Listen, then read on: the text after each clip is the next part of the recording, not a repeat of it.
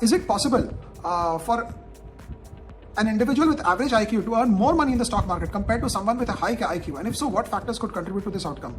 Stock market investing में पैसा बनाना 70% behavioural है, मतलब 70% आपकी रिस्क टेकिंग कैपेसिटी, आपका इमोशनल क्वोशंट, आपकी जब पिटाई हो गई है ऊपर से, मतलब इंसान की नहीं, आपके पोर्टफोलियो की ऊपर से धमाधम पिटाई हुई है, उसके बाद आप कैसे रिकवर करते हैं, आप कैसे आगे जाकर देखते हैं, कैसे आप अप्रोच करते हैं वापस कि उसको अच्छे ढंग से मैं वापस रिकवर कैसे करूं, तो ये बहुत इंपॉर्टेंट है स्टॉक मार्केट पर्सपेक्टिव से। Because stock market as a whole जो है आपको पैसा बनाने देता है, लेकिन एंट्री एंड एग्जिट जो है वो आपके हाथ में है। तो गलत मोमेंट पे एग्जिट और गलत मोमेंट पे एंट्री करने का जो प्रॉब्लम है वो बिहेवियरल साइंस बताता है। तो IQ एवरेज होनी चाहिए। मैं तो बोलता हूं कई बार IQ कम होना तो इंसान शायद ज्यादा कमा लेगा। कम IQ वाला आदमी क्या करेगा, 30-40 कंपनियां लेगा, इंडेक्स में पैसा लगा देगा, लार्ज कैप में लगा देगा और पैसा ठीक बना के निकल जाएगा over longer period of time. But ज्यादा होशियार आदमी small cap, unidentified micro caps में घुसेगा और वहीं वो पैसे जमा करेगा और निकलेगा आगे। तो ये दोनों डिफरेंस है इन स्टॉक्स में, इन कंपनीज में, जो दो डिफरेंट टाइप की कंपनी होती है। और इसीलिए स्टॉक मार्केट बोला जाता है कि average IQ with emotional balance and lot of history, lot of past reading material. पुराने जमाने में कैसा हुआ था, 1987 में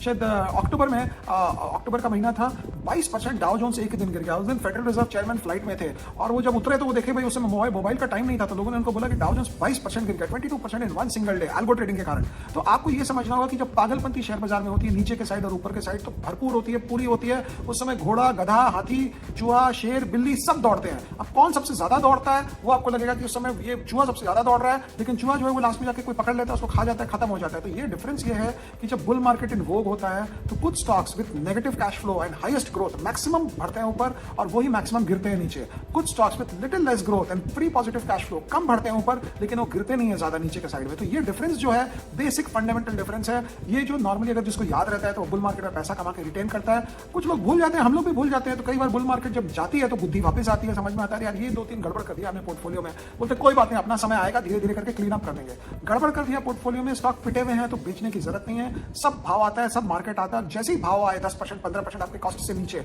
उस समय बेच के निकल जाओ। क्योंकि कई बार मैंने देखा है कॉस्ट का वेट करते करते 3-4 साल निकल जाते हैं, लेकिन आपका स्टॉक जो है भाव से 15%, 10%, 12% नीचे आता है। कई बार जब स्टॉक भाव से 10% नीचे आए उस समय आप बेच के निकल जाइए, हाथ जोड़ दीजिए, 101 का प्रसाद चढ़ाइए और बोले गलती हो गई थी, अब हम कभी ऐसी गलती नहीं करेंगे। और हम भी ऐसा किए हैं अभी, बिकॉज हमने पोर्टफोलियो में कुछ स्टॉक से जो ज्यादा पिटाई हो गई थी, एक स्टॉक ऊपर आया करीब 8-9% बिलो कॉस्ट था, हमने उसको पूरा चेप खत्म कर दिया। हमने बोला अब हमको ये सब काम नहीं करना है, अब हम वापस बैक टू स्क्वायर वन चले जाएंगे। ये PMS की बात कर रहा हूँ, पर्सनल पोर्टफोलियोज की बात कर रहा हूँ। तो कई स्टॉक, ये स्टॉक मार्केट आपको बताएगा। अगर आप फंडामेंटली IQ वाले होंगे आप उसी स्टॉक के पीछे लग जाएंगे, क्योंकि आप बोलेंगे ये स्टॉक को यहाँ से मुझे कम से कम फंडामेंटली अच्छा लग रहा है, यहाँ से डबल होगा, लेकिन डबल होने के पहले 10 बार नीचे आएगा और 15 बार ऊपर जाएगा। तो वो कॉम्प्लिकेशन आपको हटाने के लिए बिहेवियरल साइंस की इंपॉर्टेंस बहुत इंपॉर्टेंट होती है। और इसीलिए स्टॉक मार्केट में पैसा कमाने के लिए average IQ with emotional balance चाहिए, बजाय कि high IQ with abrupt emotions चाहिए। तो वैसा देखना चाहिए। बजाज फाइनेंस को देख रहा हूं, 1000 रुपए से 500 रुपए से राजीव जैन शेयर बेचते हैं। उनका ये मानना है, personally also we interacted with him, very nice person, one of the best guys in the finance industry in India, maybe the best. उनका ये मानना है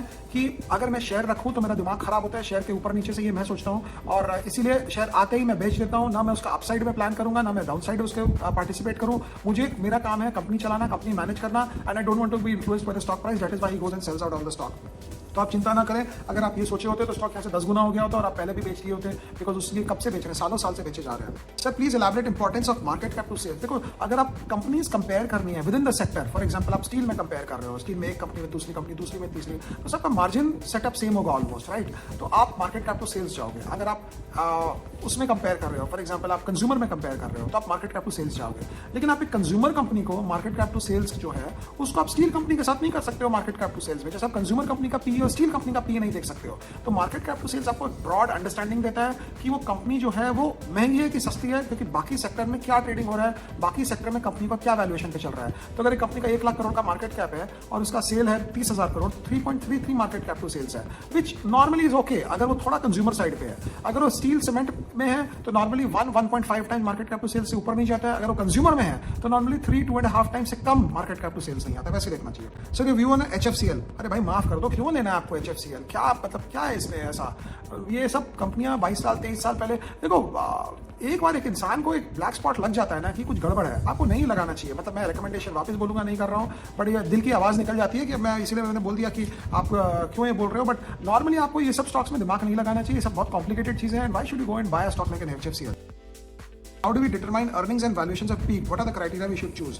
देखो earnings and valuation of peak, आपको वैल्यूएशन ऑफ पीक नहीं पता चलेगा जब तक अर्निंग्स पीक नहीं होगी, वैल्यूएशन पीक नहीं होता है। जिस दिन अर्निंग्स पीक होती है उस दिन वैल्यूएशन पीक होता है। सो कई बार स्टॉक मार्केट में स्टॉक का दाम महंगा हो गया, ओवर प्राइस्ड हो गया, लेकिन स्टॉक चलता जाएगा जब तक उसकी अर्निंग्स ग्रोथ आएगी। जिस दिन उसकी अर्निंग्स ग्रोथ आना बंद हो जाएगी उस दिन आप देखेंगे वो स्टॉक अपने आप चलना भी बंद हो जाता है। तो ये दोनों बहुत ही साथ चलती हैं चीजें। बट अर्निंग्स ग्रोथ आना का बंद क्या होगा, अर्निंग्स जो 40% से जिस दिन कंपनी ने बोला ना कि मैं 30% करूंगा, अब ये है वो है कहानी है, तो उस दिन आप समझ लेना उसकी अर्निंग्स ग्रोथ कम हो गई, उसकी अर्निंग्स ग्रोथ बंद होने के कगार पे आ गई है। क्योंकि वो 40 से 30 बोलना ही मेरे हिसाब से पाप है और स्टॉक मार्केट उधर ही डी रेटिंग करना शुरू कर देगा। लेकिन नॉर्मल आम आदमी बोलेगा अरे 30% तो ग्रोथ हो रही है ना, बट वो 30% के हिसाब से पीई सेट नहीं है, पीई सेट है 40% ग्रोथ के हिसाब से। तो जो प्राइस अर्निंग्स रेशियो है, जो 40% ग्रोथ की कंपनी होती है, अगर 30% ग्रोथ पे आती है तो इमीडिएट डाउनवर्ड शिफ्ट मारता है। तो वैसे देखना चाहिए। मुथूट फाइनेंस को लेते हैं, काफी लोगों ने पीछे भी क्वेश्चन किया था मुथूट फाइनेंस का कि इसके बारे में क्या लगता है। तो मुझे लगता है सॉलिड कंपाउंडिंग मशीन है मुथूट फाइनेंस, रिकमेंडेशन कुछ नहीं है और आपको अपनी रिसर्च करनी है। मैं सिर्फ आपको फंडामेंटल शेयर कर सकता हूँ इसके बारे में। 12 का पी पे स्टॉक मिल रहा है, 12-13-14% ग्रोथ करेगी, 20% से ऊपर की रिटर्न ऑन इक्विटी है, 5.5 की रिटर्न ऑन एसेट है, 5.5% की। और खास बात इसमें यह है कि जब गोल्ड के दाम बढ़ते हैं तो आप एग्जिस्टिंग बोरोवर को और पैसा दे सकते हैं। सो बोरोवर की एक्विजिशन कॉस्ट नहीं होती ज्यादा।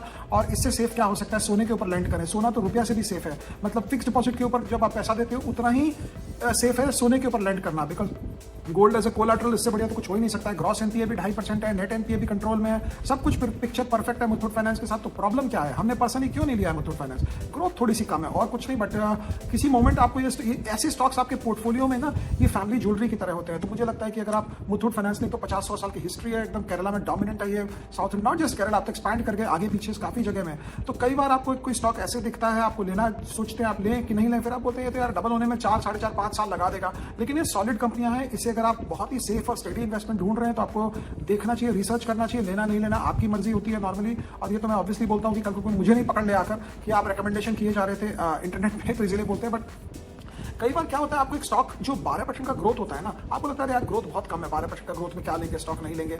बट ये 12% के जो ग्रोथ के स्टॉक्स होते हैं, इसमें डिफरेंट बात ये होती है कि अगर इसमें 2-2.5% का डिविडेंड यील्ड आ जाए तो आपके 15 आ जाते हैं घर में। और कई बुल मार्केट और बेयर मार्केट का तेजी मंदी हो गई तो आप देखते हैं आप 15 का कभी 17-18, थोड़ा सा नीचे लिया, थोड़ा ऊपर लिया, बेचा, तो आपको 16-17-18% बन सकता है। और डाउन साइड काफी प्रोटेक्टेड होते हैं ये स्टॉक्स में, ऐसे स्टॉक्स में। तो मैं ब्लैंकेट बाई नहीं बोलूंगा, बिकॉज ये बुल मार्केट का डार्लिंग स्टॉक नहीं है। इससे तकदीर नहीं बदलेगी, इससे गाड़ी बदलेगी, इससे घर नहीं बदलेगा, लेकिन इससे रात को नींद आएगी अच्छी, आप जिस घर में रहो और जैसे भी रहो। तो वो एंगल से मैं सोचा मुथूट फाइनेंस डिस्कस करें। काफी लोग मन्नापुरम लिया करते हैं बिकॉज उसका वैल्यूएशन सस्ता है, वो ग्रोथ ज्यादा दिखाता है। लेकिन आपको पता है मन्नापुरम के साथ एसोसिएटेड प्रॉब्लम्स क्या है, उन्होंने माइक्रो फाइनेंस कंपनी खोली है जो उनको संभाल नहीं रही है, फिर अभी रेड वेट पड़ा, फिर उनके शेयर सीज किए गए। तो इतने झमेले का काम नहीं करना है स्टॉक मार्केट में, ऐसी बहुत प्रॉब्लम है, उसके साथ कंपनी स्पेसिफिक प्रॉब्लम कौन कितना झेलेगा। तो इसलिए मुझे अगर between the two Muthoot and Manappuram, हाँ मुथूट में एक रिस्क जरूर है कि बैंक्स जो है बहुत अग्रेसिव लेंडिंग में जा रही है अगेंस्ट गोल्ड। तो बैंक अगर गोल्ड लेंडिंग में जाती है बहुत जोर से तो इनको थोड़ी प्रॉब्लम होती है, बिकॉज बैंक का कॉस्ट ऑफ फंड्स बहुत कम होता है। आप बैंक में फिक्स डिपॉजिट करते हैं, आप बैंक में सेविंग्स अकाउंट में पैसा रखते हैं, करंट अकाउंट में पैसा रखते हैं, तो virtually very low cost of funds होता है बैंक्स का, जो जाके अगर गोल्ड में लैंड करें तो इनके मार्केट को खराब करती है। और बैंक के पास भी कस्टमर बेस है कि किसको क्या चाहिए नहीं चाहिए, बट इनका बहुत पुराना है। और एक एनबीएफसी और बैंक में ये डिफरेंस है कि एनबीएफसी जो है उस पर टर्न अराउंड टाइम बहुत जल्दी होता है। मतलब आप गए उनके दुकान में 2-3-4 घंटों में आपको पैसा दे देगा। वैसे मुथूट फाइनेंस दिल्ली तक है, ऐसा नहीं है कि सिर्फ केरला बेस्ड है, स्टार्ट केरला से किया था but expand all over India कर दिया है। बट ये सब टाइप कंपनियां जो है रिसर्च करनी चाहिए, देखनी चाहिए आपको लेना है कि नहीं लेना है। हाँ स्मॉल कैप नहीं है, कोई 10x यहाँ से नहीं हो जाएगा 3 साल के अंदर, बट स्टिल बहुत स्टेबल और सॉलिड रिटर्न देगा।